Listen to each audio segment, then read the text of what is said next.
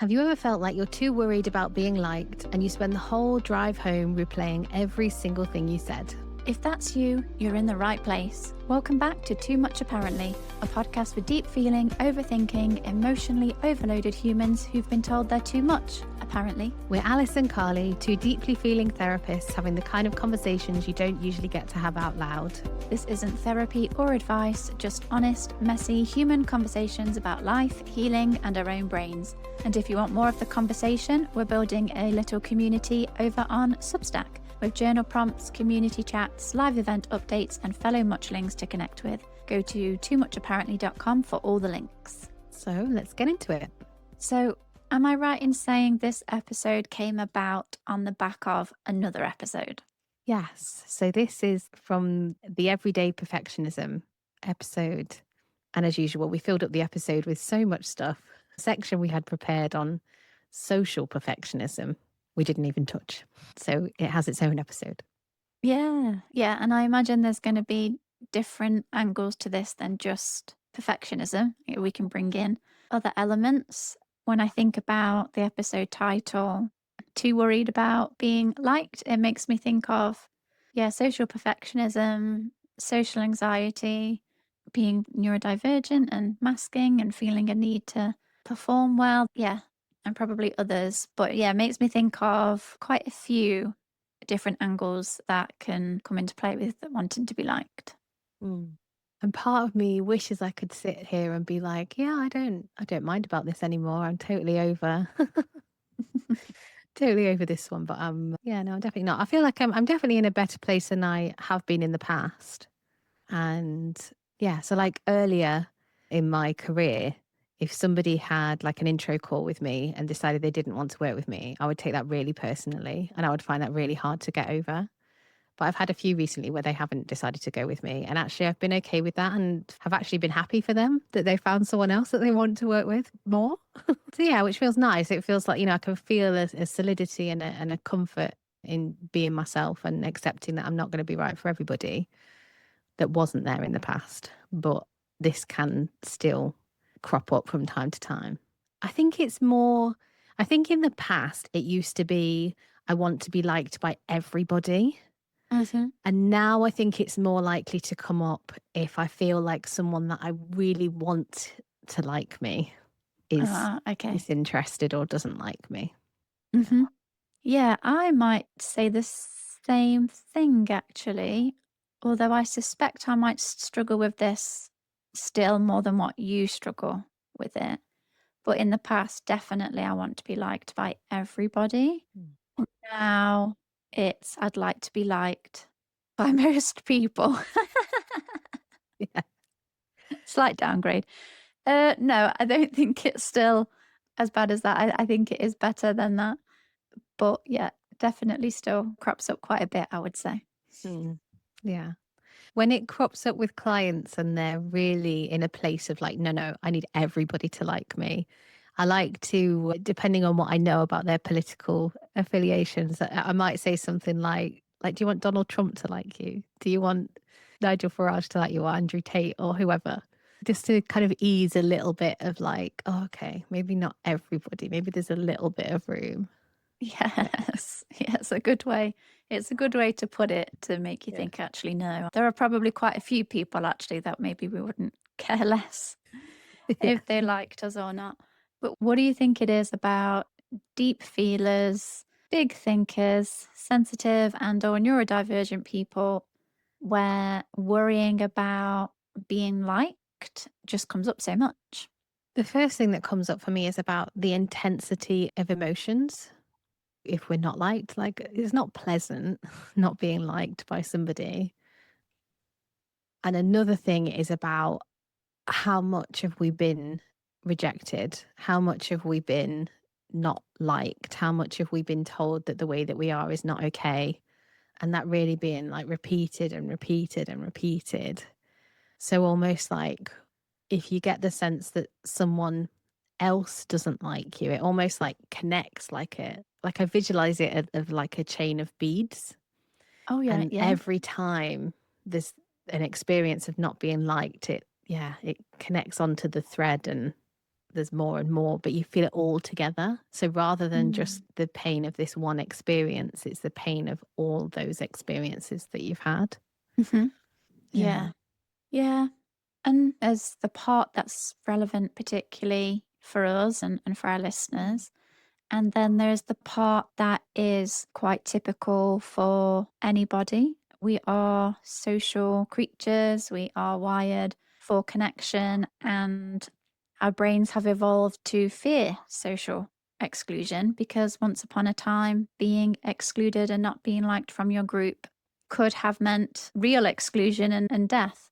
So, worrying about not being liked and being excluded can be perceived as a genuine threat.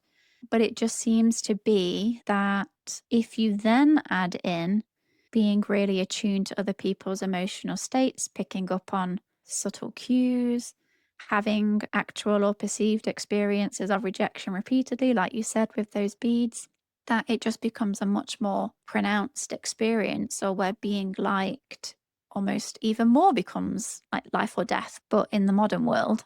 Yeah. So sometimes I do think it can be helpful to understand that there is a biological component to this need rather than where it can get pathologized, I suppose. But at the same time, we do need to recognize that for those of us with certain life experiences, trauma, bullying, social exclusion, relationship trauma, and also for those of us with certain neurotypes, that can be an even bigger difficulty. Mm. And I think sometimes it can be really subtle as well. Like, I'm really trying to get my head around how to talk about this a bit more at the moment. The idea that trauma isn't necessarily something that's happened to you. Because I think most people, when they hear trauma, they think of something big. But certainly in my work, the trauma is the what didn't happen piece. Yeah, yep, yep. So it might not be that people have, whether that's your parents, friends, colleagues, teachers, whatever. It might not be that you've got lots of experience of people saying, like, don't do that, don't do that, that's not okay, don't be like that, be like this, whatever. It might just be that you didn't really get any praise or recognition for who you were. It Mm. might just be the absence of it. Um, Yes.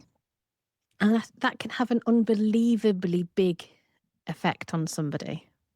Yeah, I'm glad you said that because people do focus quite a lot on what's happened to somebody, not what's not happened to Mm. somebody, and how that can have just as much impact on a person and their development, particularly in those early years. Yeah. Yeah.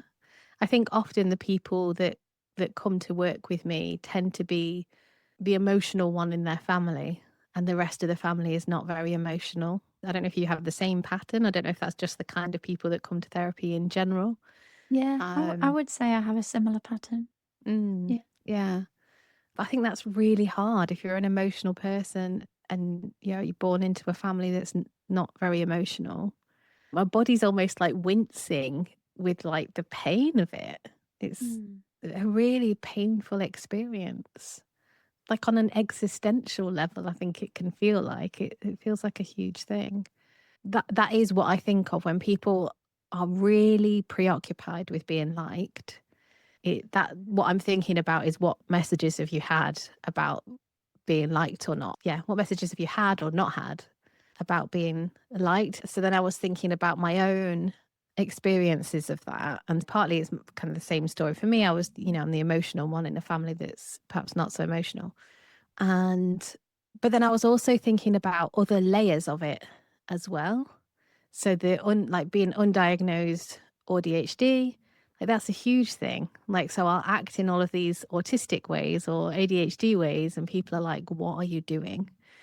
So there's that consistent message, which I think is quite common in people that are late diagnosed. But I was also thinking about other things like class. Mm. So I think I've always had a feeling like I'm too middle class for working class people, and I'm too working class for middle class people. And like I don't quite fit anywhere. Yeah. Yeah, I get that. Yeah. And oh, being an opinionated woman, Yeah. I think the word blunt popped into my head. Like the amount of times where I've said something and I haven't even realized that it was perhaps not socially appropriate to say it because I was being factual. So I don't know if anybody's been watching Love Island recently, but one of the people on there, Yulia, she's been calling people out quite a bit. And it's been quite controversial. Like the other people in the villa haven't liked it at all and have called her out back. But partly as I'm watching her, I'm thinking she's not trying to cause trouble. She's just saying things as she sees them. And I'm not saying she's autistic. I've got absolutely no idea. That's certainly not something that she said. But I can see myself in her doing that, like just Mm. saying things, not realizing that it's not going to go down very well or whatever. Yeah. Right. Yeah. Yeah. Would just say a bit more about that because you kind of alluded to a bit where you think your need to be like maybe came from. But I just wonder if you can say a bit more.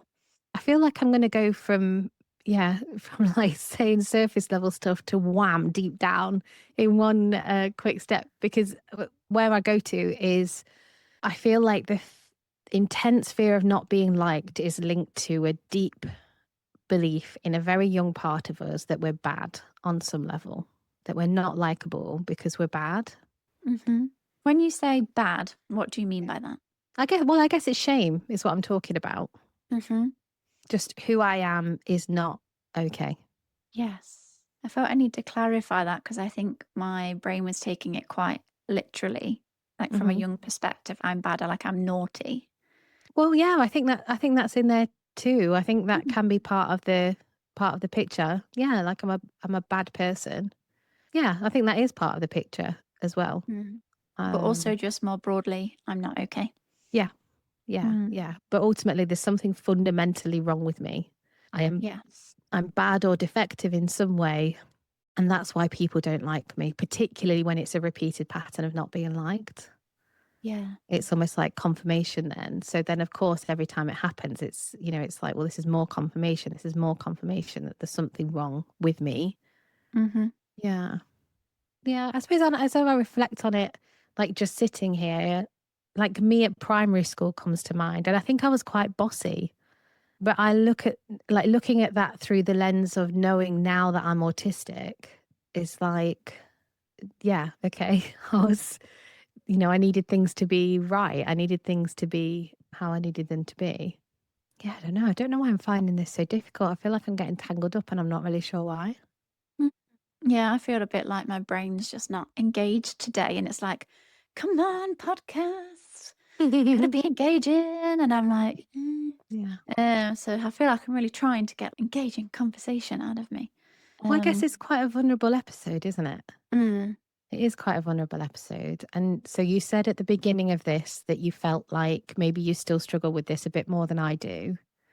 So I wonder what your history is with this, how you make sense of it, like how it still is in your life now. I feel quite confused about how this came about. I've got ideas, but it feels quite woolly. I don't know that I can reach for something that's concrete enough. And, I say this all the time on the podcast, my memory is just shocking. So sometimes when I think about younger me, I have very different versions because I've got different stories in my head about who I was, and they often seem in conflict with one another, but maybe they're not. It's just how I was in different situations. So, for example, on the one hand, I would see and describe myself and have stories of me being quiet, insular, happy to play by myself all day long. Other people would wreck what I was doing or wanting to do with the game. And then on the other hand, I have memories and stories of, and some home videos of me being bossy, directing play, actually seeming quite confident, like little when I was little, commanding other children about what to do. So I feel like early primary school, definitely reception. I think I had quite a bit of confidence. And I just get the sense that I kind of just got on with people, played, and maybe was somewhat bossy with the play and how to play or what we were playing and how we were playing it. But I could also be quiet and insular and very happy on my own. The most level of understanding that I think I can obtain for myself is that each year as you get older, there's just more social rules and different ways of being or how you're supposed to be. I guess when you're little, I feel like you can get away with lots of different things and being a certain way.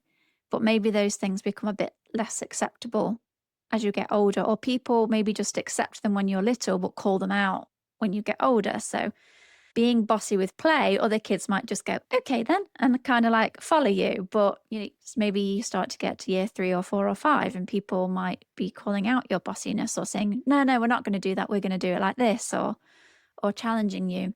So I wonder if in the early years I could just maybe be more of my, I'm going to say unmasked self, also as an unknown ADHDer. But as the years passed, I think I just had to learn more masking.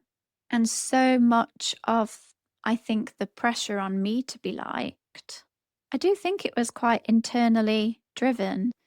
So my family is emotional. I wouldn't describe myself as the emotional one in my family, but members of my family are emotional in different ways.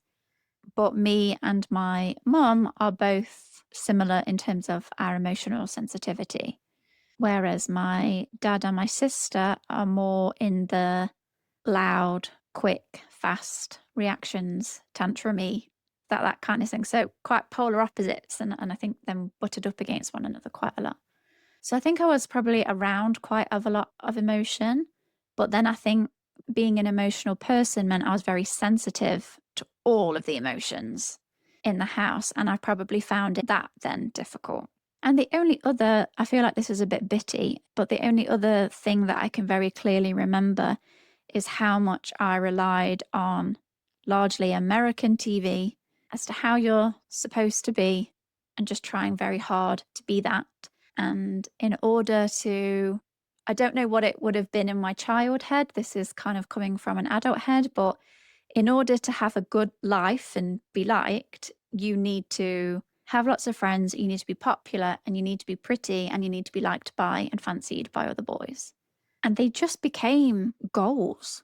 I didn't just live my life and just make friends and go with the flow. I constantly had the pressure of these goals in my head that I had to achieve. And the older I got, the worse and worse and worse it got. Mm. Yeah, yeah. So I know that we've talked before that your parents are both quite sociable and mine are not. But I just had a real moment of like, oh, that's why Carly's so sociable and I'm not, is because you've looked at these American TV shows where they are, hugely based around friendships, I think, and looked up to that. Whereas I don't know, I was trying to find a specific character in my head, which I couldn't. But I was just like, whichever quiet little character with a head in a book, that would be me. Yes. That would be me. Yeah. But also Whereas really, that is who I was, but I think my masking was more like I need to be like this popular yeah, girl in this show. yeah. And so it's almost like I had this level of determination that Mm, I will be these things. And I didn't really become those things, but I kind of never stopped trying. yeah, yeah. That's hard, isn't it? When you've got an idea in your head of what you need to be liked. I don't think I had it quite like I don't think they ever became goals for me. I think I just withdrew because I think I just felt like I can't be that. So Mm. when we're recording the podcast and we'll prepare a line and I've got to say something as if we haven't just practiced it or whatever, and I can't do it and I can't act, it feels like a similar thing. It's like I can't pretend to be more sociable than I am or more bubbly than I am, or like I can't make myself do it. I can make myself be more like in a people pleasy way. I can sit there and smile and be like, yeah, everything's fine when it isn't. Hmm. But yeah, I can't make myself be more sociable than I can. So yeah, I think my strategy was just to withdraw, which we've touched on, which we Mm. touched on before. I think Um, that's why I've always thought that if I had the confidence that I would be a good actor, because I've played so many roles just day to day in my life, that I do just think naturally I can act. And even when during COVID, I've mentioned this before on the pod, I think, During COVID, I did some online acting classes because I did drama at school, but I've never done anything more than that. So I thought, oh, it would be less scary to do acting classes online than it would in person with like everyone's eyes on you. And doing it online meant that when it was my turn to do something, I could just close the window so I didn't see everyone's faces. And it meant that then I could do it. This was why I couldn't actually act because as soon as people's eyes are on me, I can't do it anymore. But then I could do it. And I feel like this sounds a bit braggy, but I felt like I always got like really positive feedback, sometimes like the best feedback of everyone there. And at the end we had to record ourselves performing like a monologue of something. And mine that I was given ended up being one where you had to cry and everything in it, which I'm just able to do. And the acting teacher, I can't remember exactly what he said, but it was something on the lines of, oh, you'd think you've had loads of lessons, something like that. Yeah. And just since learning more about what it means to be autistic and about masking, I do just think, yeah, I think I've just got lots of practice. Yeah. And I just think so much of that comes down to mimicry. I just think I've got so good at mimicking. And actually, I do remember when I did feel self conscious in certain situations, sometimes I would channel a character that was quite confident and I'd pretend to be her in that situation. I've got fragments of memories of being in certain situations and looking at what the so called cooler, more pretty, more popular girls were doing in that situation and just think, well, they can do that, so I can do that, and then just kind of copying them. And I think when you emulate and try to copy and try to mimic so many people, you can, yeah, you do just become a bit like a chameleon, just able to kind of blend your way into situations. Mm. It just sounds absolutely fascinating. And I'm just, yeah, like curious about like, how has this never occurred to me that you can do this? And partly I'm like, oh, I wonder who I could be or how different I might be or what other things I might have done with my life if I'd been able to, I guess, tap into different characters or whatever to present. But also saying that, that feels like I'm dismissing the cost of doing that as well, because I imagine there's quite a high cost to that. At one point while you were talking, I Mm. had Eminem in my head and I was like, "Can the real Carly Radford please stand up?" Please stand up. Please stand up. Yeah. Yeah. No, I totally get what you're saying. I can understand where your like fascination comes from in terms of why couldn't I do that? And who would I have been like if I could have done that? And yet, yeah, conversely, as I was saying it all, I was just thinking about how exhausting to Mm, live life mm. that way. And even when it came to boys needing to be liked, needing to be fancied by boys growing up, I can remember I would be so alert to if I was being watched and what my face was doing and how I was coming across and how to be flirty and whether they like me, how can I get them to like me? And I remember just walking into a room and being so aware of like what boys were in there and clocking all of their locations, just being so honed in then on needing to be a certain way to try to get them to fancy me. And even just as I say it, it's not something you talk about or admit out loud because it's kind of just what goes on in your own head. So it feels a bit like, ooh, I don't know. Just saying it out loud is not very comfortable. I think it feels shallow. I think that's what I think it feels like it's a shallow thing to want. But I don't think it was about that. I think, like you said, it's all what played into those deep down inner insecurities of not being enough and not being good enough. And I will be if these people like me, if these people fancy me, etc., etc. Yeah. So then no wonder that it hurts so much when people don't like you. Yeah, because it goes right back to those deep down places in us that feel so insecure and so vulnerable. And yeah, it's more than just this one thing in front of you, I think. Yeah, because if somebody doesn't like you or if somebody doesn't fancy you, it's not just a case of, oh, okay. The question then is, oh, well, what have I done wrong? Yeah. What have I done wrong? What am I not getting right? And so Yeah. it puts all of the onus back on you that the reason they don't like you, the reason that they don't fancy you is because there's something not right with you. Yeah. And then for some of us, a search to change that or to not be that way anymore. Yeah. Can't Yeah. tell you how many times I said to myself, I'm not going to be like that anymore. Yeah. Yeah. I think the turning point for me was I don't like using the word narcissist. I feel like it's massively overused. And I don't mean this necessarily in a narcissistic personality disorder kind of way. But a big part of my early therapy was recovering from narcissistic behavior from other people, Mhm. which involved some really nasty and cruel expressions of not liking me. Right. And I was really in a loop of like, how can I get these people to like me? Like, what do I have to do? I'm working so hard to prove them wrong. And Mm. it was, it was never, ever going to work. They were deeply invested in not liking me. But I remember a specific turning point with one of them, and they'd got someone like on side, if you like.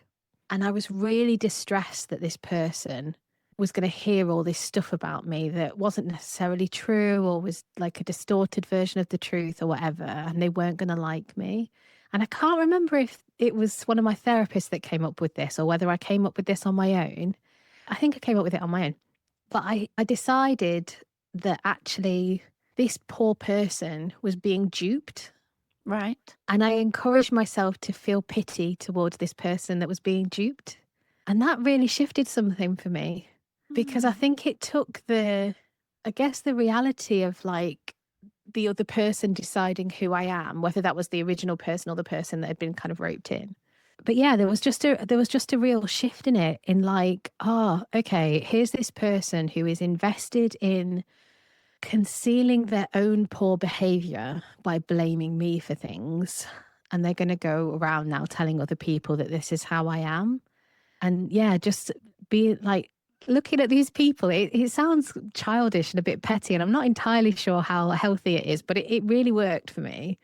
Like looking at them and being like, oh, that's really sad for you. Like, you've really fallen for this thing. Mm. Felt like was a real shift in how I see myself, and I feel like now I can apply that even where there isn't somebody being cruel to me. Someone's just decided that I'm just not their cup of tea. I don't see it so much in that I pity people who don't like me, but it allowed me to keep ownership of whether I'm a likable person or not. Mm. Yeah. And not all of me, but most parts of me, I think, know that I am a likable person. Hmm. Yeah. So it feels more solid to be able to be like, well, I am likable. You can have your own opinion, which is wrong. Uh, Yeah. yeah. You can have, yeah, you can have your own opinion, but I can also have my opinion and I know I'm okay. Mm. Yeah. Well, I think you should pity people that don't like you because they miss out on your fabulous self. Thank you. So we will all pity them. But no, oh, there was lots in there that I felt quite sad listening to some of that. And I suppose it's the case when you're friends, you kind of want to be your friend's protector. I'm feeling protective towards you as my friend. But also there was a lot in there that made sense in terms of how that mental shift then made it easier to tolerate. And there was more in there for me around being liked, but also just around the injustice of being painted in a negative light that's not accurate and kind of a need to want people to know the truth. I can certainly relate to that myself in certain situations. So yeah, that just sounded difficult all round, really. But you mentioned that that was a turning point for you, and the result of that experience was that you then just basically applied that later on in life to other situations as well? Yeah. Yeah. And I guess it was, it doesn't feel like a very helpful thing to be able to pass on to anyone unless you're in a similar situation like that. Because part of the thing was that it was not sustainable for me to keep pursuing being liked by these people. Mm. Yeah. I was just making myself ill trying to do it.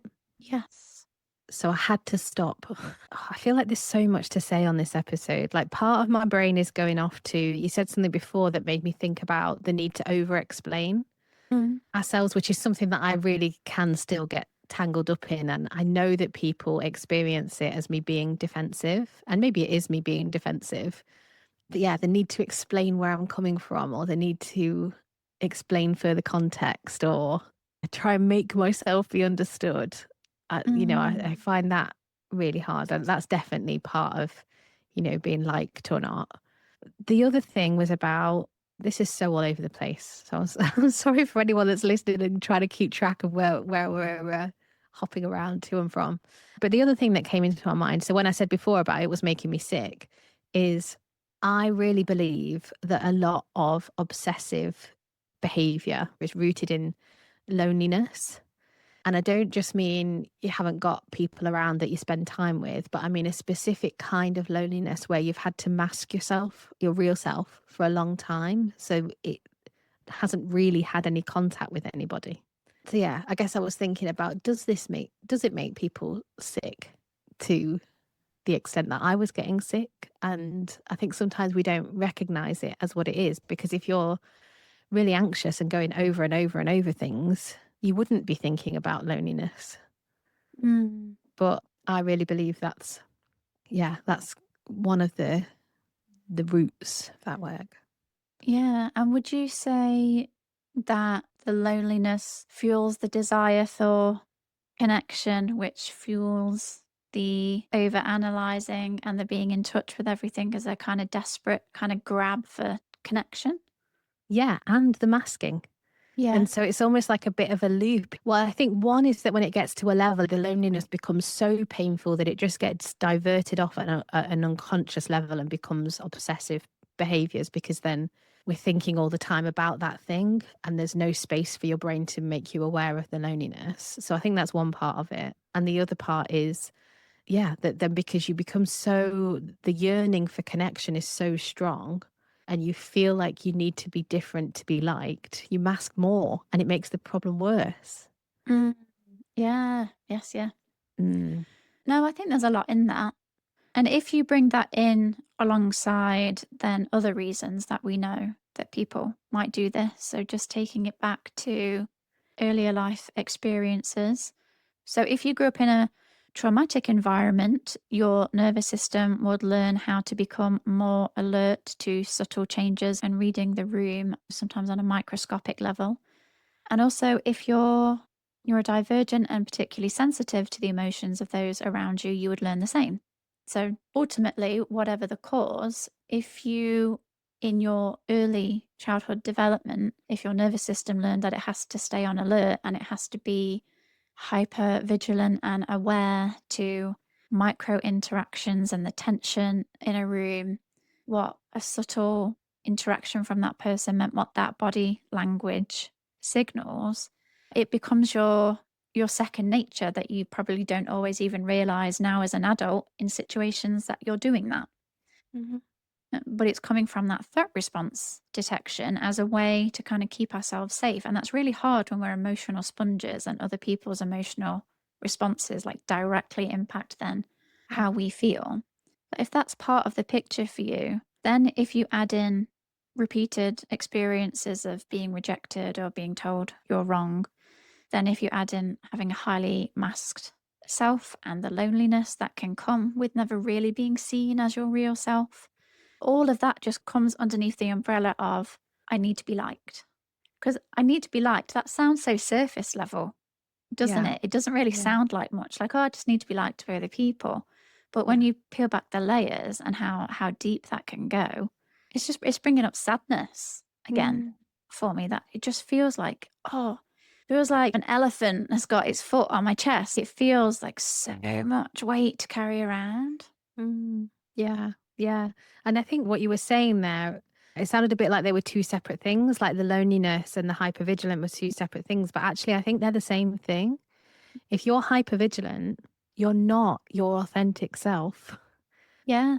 because you will be being your on alert self, your better keep small self, your don't show anybody who I am self. Hmm. Or I guess you could become like your victim self to try and invite recovery from people. However it is, you're not being your authentic self, which kind of Mhm. takes me back to what we were saying before about being the emotional one in our family. So when I said that, I was like, what are you talking about? Like, people in my family are emotional, but I think what I meant was I value emotions and I Mhm. value emotional growth and I value emotional exploration and all of that. It was really interesting. One time I sat down and got my whole family to do the Myers Briggs thing. Oh, yeah. I don't know if people know what Myers Briggs is. You might have heard it more as personality types. So broken down into, I think, 16 personality types, but they have Mhm. letters like INFJ, which is what I am, or ESTP maybe is another one. They have like little codes. But I think the emotional bit comes on to, It's mm, F, isn't it, for feeling? yeah, yeah. But however it was, so it must have been F and everyone else in my family was a T. Mhm. So even though they can be emotional, yeah, I feel like I'm the only one that values emotions and wants to invest in emotions. I think most people in society see emotions as an inconvenience. Yes, yeah. Whereas I'm like, wow, look at these amazing signposts that can tell me about myself and other people and the world and so on. So if you're someone who values emotions and you're in a situation where you're having to be hyper vigilant. So even if the person that you're reacting to is being emotional, whether that's that they're shouting because they're angry or whether it's that they're crying because they're overwhelmed and so there's lots of expression of emotion. That's not what we need as children. What we need as children is parents or other people around us that are solid in their own emotions and not overwhelmed by their own emotions. That allows us to have the space to really explore safely who we are and make mistakes and do bad, in air quotes, things, get things wrong and still be liked and still be loved. Mhm. And I think if you don't have that, it just has such a massive impact on you for the rest of your life. Yeah, I think I've spoken about it before as like a snowball. Like it can start off as this tiny thing, or like I was saying earlier in the episode, like it might be nothing, it might be an absence Mhm. of something. But yeah, it can create some extremely anxious people. And I really like what you said about I need to be liked feeling surface level, or it can sound a bit, I think it can sound a bit like self involved sometimes, but I think it's huge. I think it's a huge thing. And I think it would be probably just good to mention how that then manifests as an adult, what behaviors you might see in yourself and what you might notice Mm-hmm. if you are someone who carries around this underlying anxiety and need to be liked, what you might notice yourself doing in social situations. Well, the top one for me is over explaining. Yeah, Yeah. over explaining. Yeah, Yeah. I just yeah. need to be understood. I cannot stand being misunderstood. Yes, man, over explaining, over justifying, for sure. Yeah, I've Yeah. done that one a lot. A big one for me, and it's complicated because I think there might be other mechanisms at play, but we've spoken about it before, is not being able to be present in the social interaction because there is a part of me playing observer role. I just almost think of it as a part of me has is projected out of my body and is looking down on the interaction. And whilst it's happening, that part is scanning, is commentating, is thinking about what my posture is. Do I look open? Do I look relaxed? Do I look interested? Do I look engaged? Am I being funny enough? Am I being fun? Are they having a good time? Are they thinking, oh no, I wish I'd not bothered, or I wish I'd not come out? Are they going to want to see me again? And then after you leave, then ruminating and playing over all of the interactions as to how, yeah, just to try to establish some sense of safety. It's almost like, oh, did I do that okay? Are they okay? And are we okay? And oh, then I can relax and then I can be okay. And that is something that I don't do as often. Now I can in certain situations, but that would be every interaction, at one point in my life, it would just be everything. So, yeah, if you're someone that is constantly scanning the interaction and observing it as well and trying to adjust what you're doing in the moment with the goal of not to be more myself, but to be liked, to be accepted, for this person to have had a good time. And then, yeah, the rumination afterwards, post socialization rumination, just checking on everything and anything that you might have said or anything that you might have got wrong. And the other thing that I think of as well is kind of living with the mantra. And when I say living with it, it might not be in your head, but it will be in your nervous system of like, don't rock the boat. Mm. Keep everything nice, keep everything pleasant. Don't make anyone angry, don't make anybody annoyed. Don't give an opinion that someone's not going to like. Don't be too controversial. Yeah, I think of that one a lot as well. Yeah, I have that in slightly different words. So I would say, don't make a fuss. Yeah, oh, right, Don't yeah. make a fuss. Don't make a fuss. Hmm. Yeah. Yeah. Yeah. You're talking about the post socialization rumination made me think about when we first started spending time together and we would check that, yeah, the post socialization shame spiral that we Yes. were able to check out with each other, and that just being like a revolutionary thing. Yeah, because I'd never had anyone to do that with Mm. before. So when we first started hanging out years ago, it was just crazy to me that we were allowed to message one another and say, "Hey, was this okay? And did you have a good time?" Or, "I was worried I was a bit this or a bit that." And that actually didn't have to carry it, could just voice it and just get that reassurance back. And yeah, it was revolutionary. These are the things that just happen in your head. You don't say them out loud. Do you remember who did it first? No. I don't either. I'm intrigued. It sounds like the sort of thing I would do, but I haven't done it with anyone else that I can think of. So Mm. that makes me think it was you.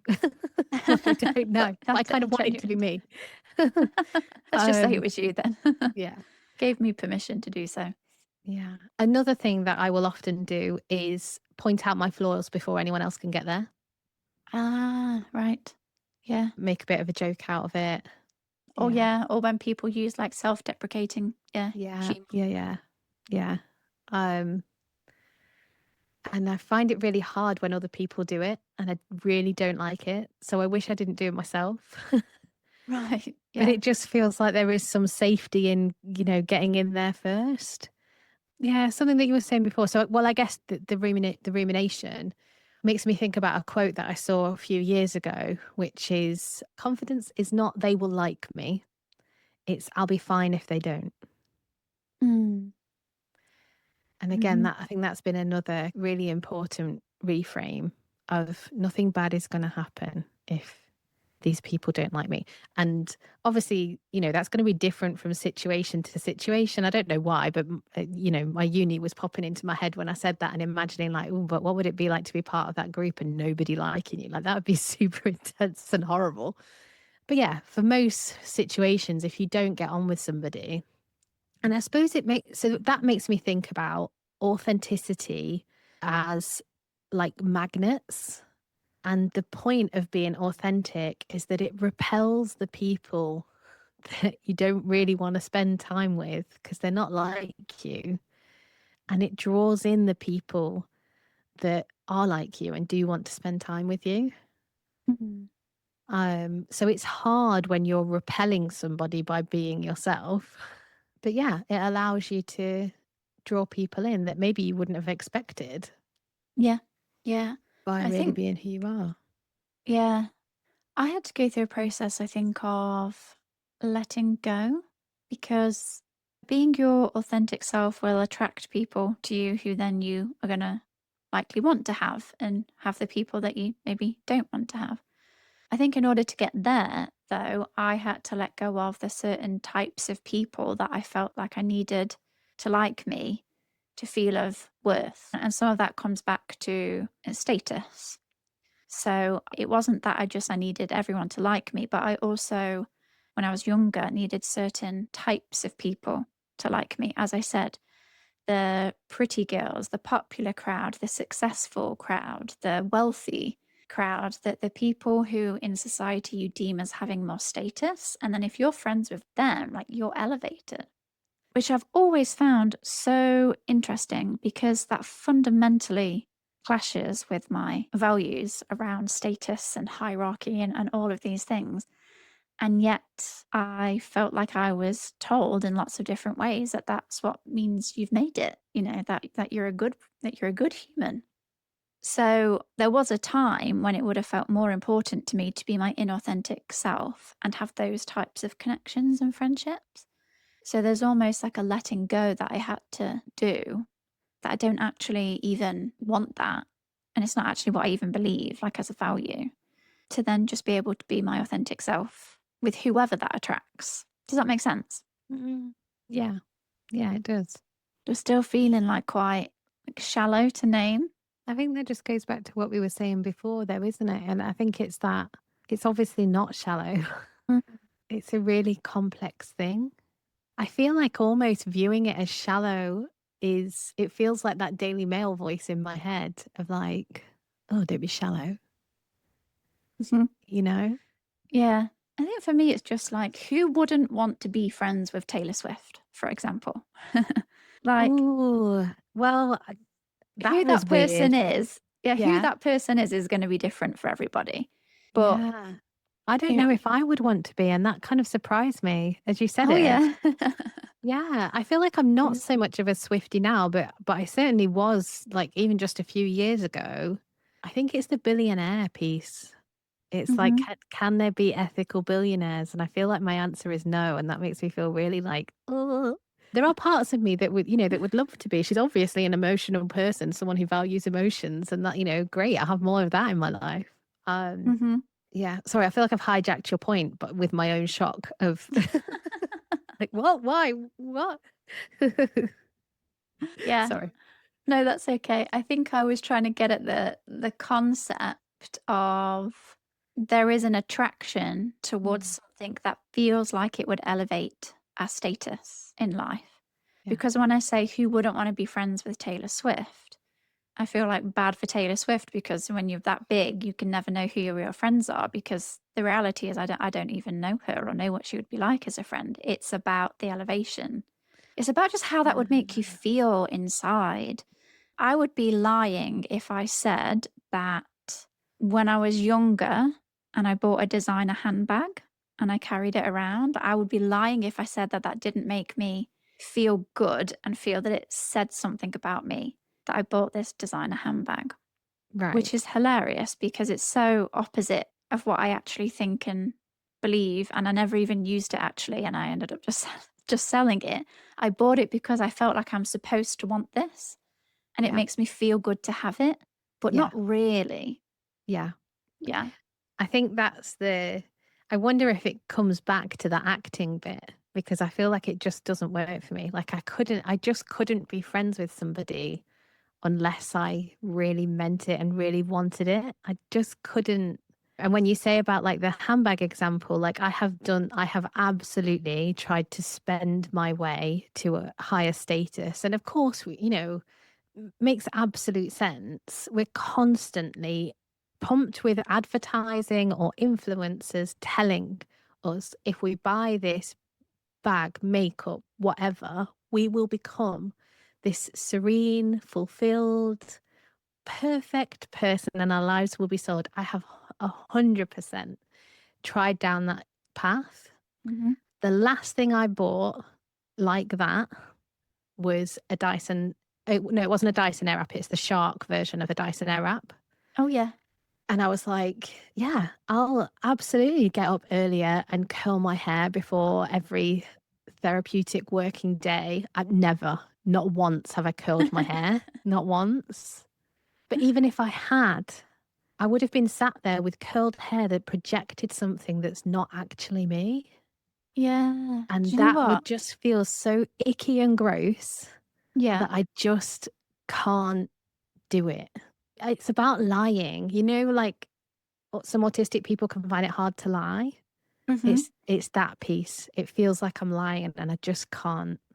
Can't. Yeah. Yeah. That anecdote reminded me, and with you connecting to Love Island earlier, Mm. I've only ever watched one series of Love Island, and it was quite a number of years ago now. I think I've said this before, but when I was doing my training, they encouraged us to watch reality TV shows and try to figure out people's attachment styles and stuff. So I was like, okay, I'll give Love Island a go and let's see if I can figure out everybody's attachment style. But there were things about Love Island that I did enjoy. But at the end of the series, I told myself to not watch it anymore because I think I'm too vulnerable to get drawn in to my hair always needs to be perfect. I started to think, oh, I should start getting my eyelashes done again. I used to get them done from a sensory experience. I freaking hated it. Mm. It was horrible and it was a nightmare. But I started to believe that I had to start getting my eyelashes done regularly again and I should do this. And oh, why don't I make more effort with how I dress? And oh, yeah, I should do my hair or my hair should be curly every day. Similar things like that. So I decided, yeah, to not watch it anymore. Yeah, I still think there's that vulnerability in me to get drawn into that way of thinking that in order to feel like I'm good enough, I need to be doing all of those things. And Yeah.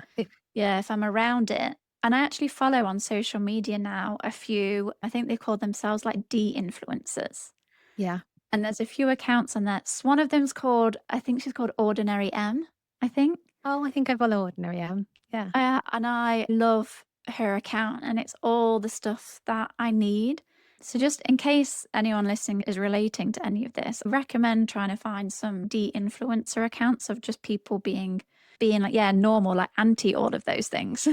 Yeah. Yeah. And I would add on to that and still be careful because some of them are very middle class. And if you don't have a middle class income, there can still be the striving for things that are out of your price range or whatever. Mm, yeah. Yeah. It's so easy to fall into. It is. It is. And there absolutely are. And even when I'm watching Love Island and I don't, I get my hair cut once a year or something like that. And I never have it dyed in a salon or I don't have any beauty treatments. But yeah, when I'm watching it, even though that I'm not like into that kind of stuff at all, I can still feel myself being like, oh, my eyes would look wider if I had eyelashes on. And Mm, um, God, like they're in bikinis the whole time. But yeah, even I can get suckered into that, even though it's not I think about. mm, But actually, because the cameras are on all day, they're not done up all the time. And sometimes, they've got no makeup on and it's like, oh, okay, you look like a normal human, or like their hair's all bedraggled because they've been in and out of the pool or whatever. And I'm like, oh, right, okay, your hair isn't perfectly styled at all times of the day. So I can also feel like okay about that, like mm, beyond the illusion of what they try and project. hmm. Yeah. Yeah. There's just quite a lot to wanting to be liked where you can see it manifesting, Yeah. whether that is how you dress, how you style yourself, how much makeup you put on, whether you feel the need to have designer things. So there's kind of like that external presentation. Yeah. And then there's all the internal stuff that we were talking about. And I suppose the question I had in my head was like, what is it that we're looking for when we think being liked is the answer? Does that make sense? yeah, I think the answer will be different for each person. And I also think there are probably some fundamental truths that might be shared. I do think some of it is looking for safety. It of course feels unsafe to not feel like we're being accepted or liked. I think it can challenge our notion of self if we're not, or shake our confidence or shake our self esteem, sense of self worth, even if we're someone that has quite a bit of it.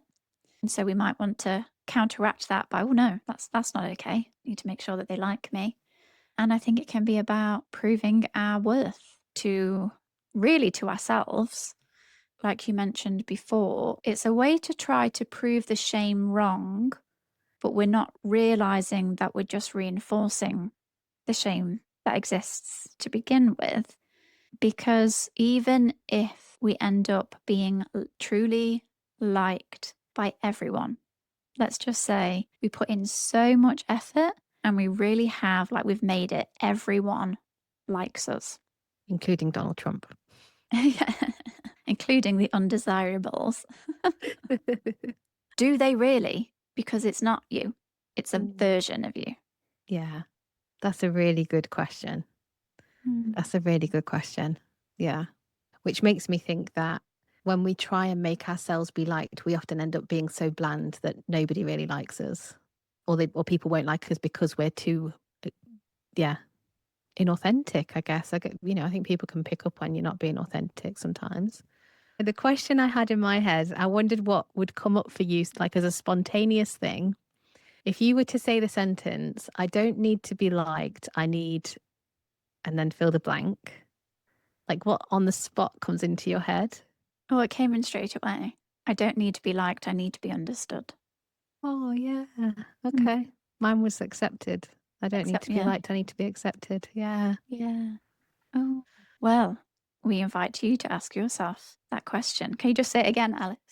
Yeah. So if you finish the sentence, I don't need to be liked, I need, and fill the blank. Mm. And if you feel able to share that with us, Yeah. I'd be interested to know what other people say for themselves. Yeah. Send us an email to our new email address, hello@toomuchapparently.com. Oh, yes, we have an official new email address now. So, Yeah. yeah, drop us an email or a comment. Right. If you've ever felt like you're too worried about being liked to just relax around people, like you've replayed a 2-minute conversation 40 times deciding you were weird, or drafted and redrafted a text that just says, sounds good. Maybe that's not a sign you need to try harder to be liked. Maybe it's a sign that part of you learned a long time ago that being liked was how you stayed safe. Next time, we're talking about being too tired to be the person I want to be. For anyone whose mind is full of ideas, ambition, and versions of themselves they still want to become, but whose body, health, or energy just can't always keep up. Before we go, we'd love you to come and join our Substack community, Too Much Apparently. It's a little community space for fellow muchlings where we share journal prompts for every episode, host community chats, and share early updates on new episodes and live events. If you'd like to stay connected between episodes, go to toomuchapparently.com for all the links, or click the link in the show notes. And if this episode made you feel a bit less alone, subscribe, rate the podcast, and follow Too Much Apparently on Instagram and TikTok. Those small clicks have other sensitive humans find us. But for now, we'll leave you with this. If you knew for certain that a few people already liked you exactly as you are, what would you stop doing?